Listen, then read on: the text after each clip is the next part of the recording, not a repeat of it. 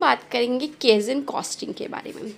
केजन costing basically एक costing का method होता है। इसमें हम क्या कहते हैं कि हमारा जो प्रोसेस होता है बिजनेस का, ठीक, उसमें हम स्मॉल चेंजेस लाते रहते हैं, कंटिन्यूस इम्प्रूवमेंट्स लाते रहते हैं। एक साथ कोई हम बड़ा ड्रेस्टिक चेंज नहीं लाएंगे अपने प्रोसेस में, अपने बिजनेस में, बल्कि ये कॉस्टिंग कहता है कि हम time to time small improvements करते रहने चाहिए। ये होती है केजन कॉस्टिंग।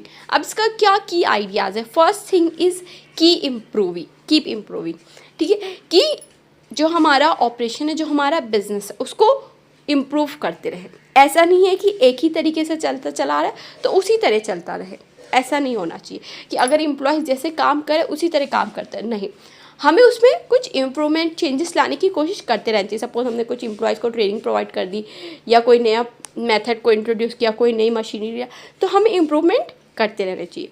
दिस स्मॉल स्टेप्स, अब एक हम सडनली बड़ा स्टेप नहीं ले लेंगे, बट स्मॉल छोटे छोटे स्टेप्स लेने हैं।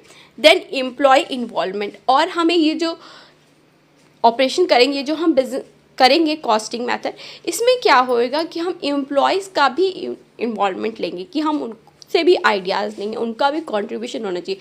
ऐसा नहीं कि सारे डिसीजन एम्प्लॉयर ही ले रहा है। अब इसके क्या बेनिफिट होते हैं? एक तो रिड्यूस कॉस्ट, कि अगर हम छोटे छोटे चेंजेस करें, छोटे छोटे इम्प्रूवमेंट कर रहे हैं, ठीक है, तो हमारी कॉस्ट कम होएगी। अब ज़्यादा बड़ा एक बार में इम्प्रूवमेंट करेंगे तो जाहिर सी बात है उसमें ज़्यादा कॉस्ट लगती है।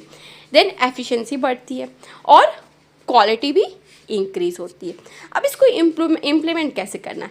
पहले तो हमें वो एरियाज़ आइडेंटिफाई करने हैं जहाँ पे इम्प्रूवमेंट की नीड है, ठीक है। फिर हमने टारगेट सेट कर लिया कि हमें ये इम्प्रूवमेंट करना, हमारा ये टारगेट है, ठीक है। फिर हमने उस टारगेट के हिसाब से थोड़े से चेंजेस करे, स्मॉल चेंजेस, ठीक है। फिर हमने उस चेंजेस को अप्लाई किया एंड मॉनिटर किया कि वेदर वो चेंजेस वर्क कर रहे हैं कि नहीं कर रहे हैं। तो इस तरह जो केजन कॉस्टिंग होती है वो बिजनेस ऑपरेशंस में हेल्प करती है।